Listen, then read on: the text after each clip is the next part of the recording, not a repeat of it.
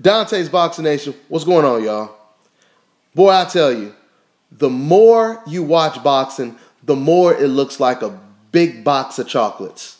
You just never know what you're going to get, huh? I mean, when it comes to this fight, I gave Maidana zero of a chance to win this fight. I gave him below zero a chance of winning this fight. All right?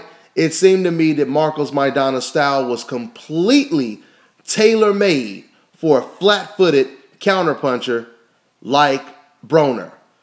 And even though I picked Broner to win this fight, I got to tell you guys right now, this is the reason why I love the sport of boxing. Because like I've said before, you always get to see something new. All right? You always get to see something new. Adrien Broner was completely exposed tonight. He is on the bus with Nonito Donaire. All right?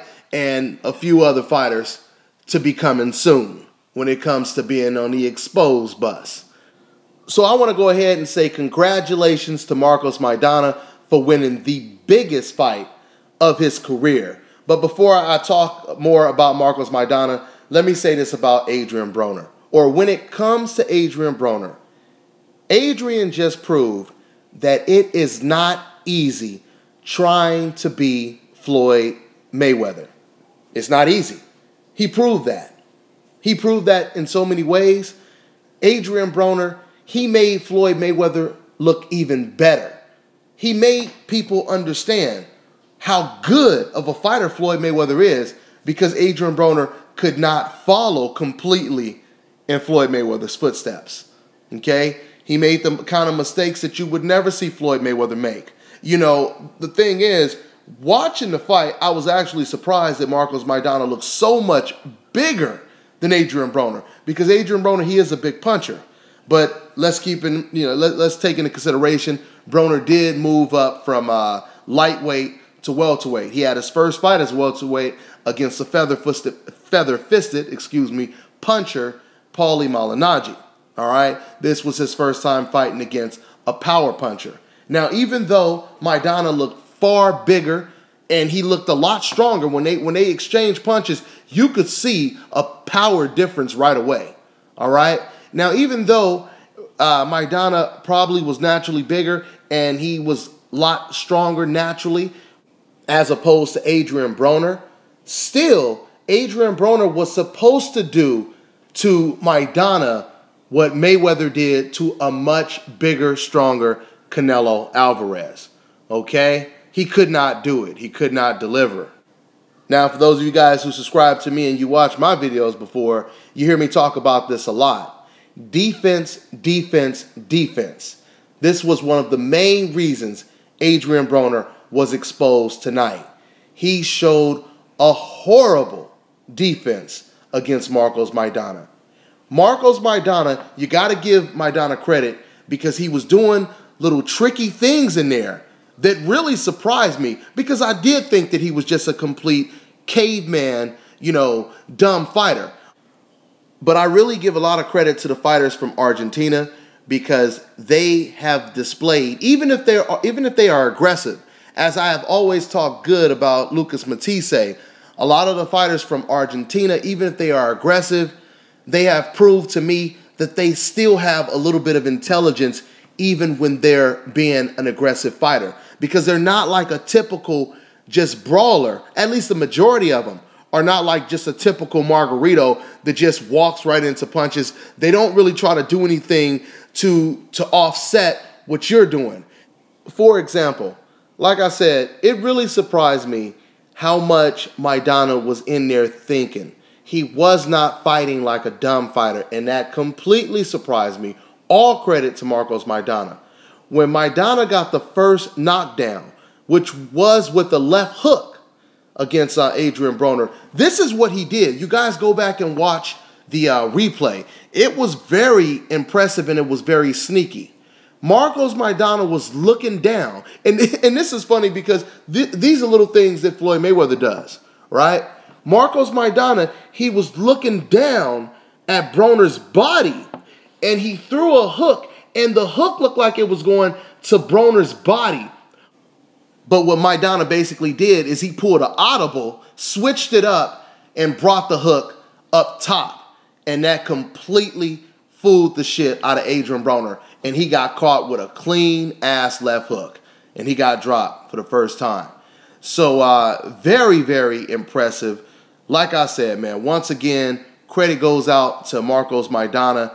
This was a very impressive performance. He knocked down Adrien Broner twice. He hurt Adrien Broner a couple times in the fight. And the only credit you can really give Adrien Broner, you could give him credit that he was able to weather the knockdowns, getting hurt. Because, you know, when he got knocked down, he was really hurt. And he came back, to Broner's credit, Broner came back and he rallied in the last round. He hurt Marcos Maidana, came back a little too late, but nevertheless, he showed a tremendous heart. Now, before I go any further, let me go ahead and make this very clear. Like I said, I know, I always say this shit, I know that the sport of boxing, people are far more emotionally attached. I'm hoping that, you know, we could just have a boxing discussion talk when it comes to the comment section. You know, you guys could talk about, you could say, I told you Maidana was going to win and all of that. That's cool. But we don't have to start playing the race card.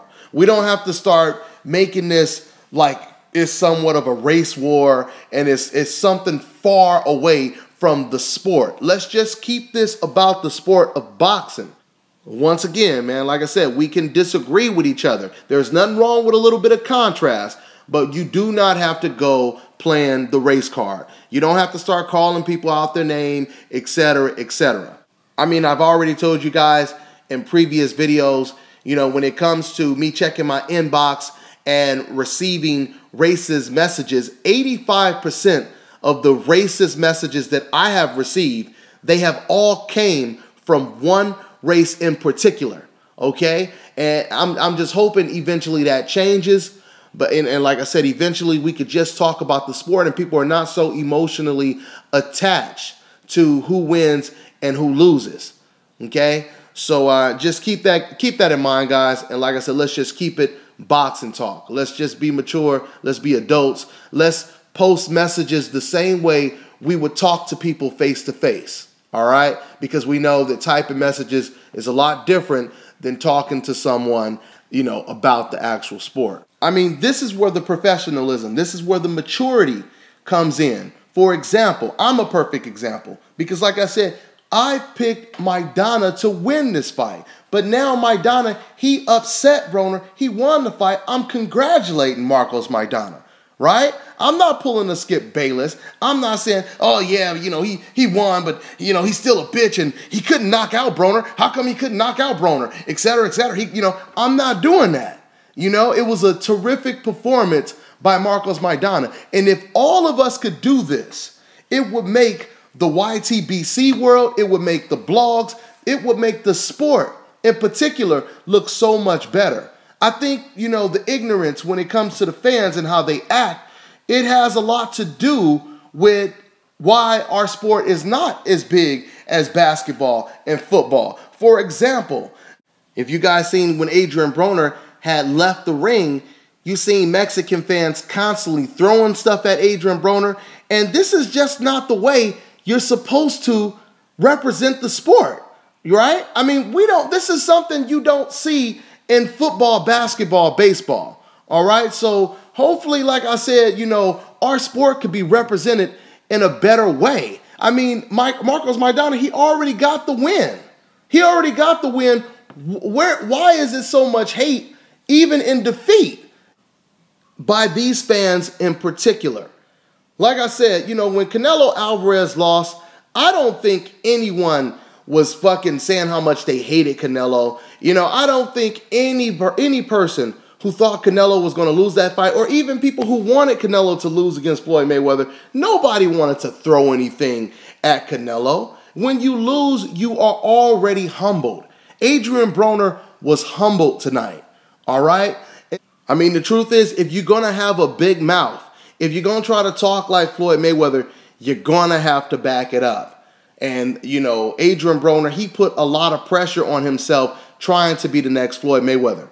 And just like Marcos Maidana said, I totally agree. there is only one Floyd Mayweather.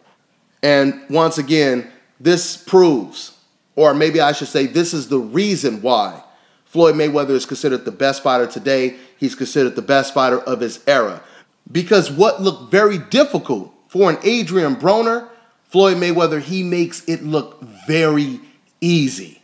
All right? It takes a lot of skill.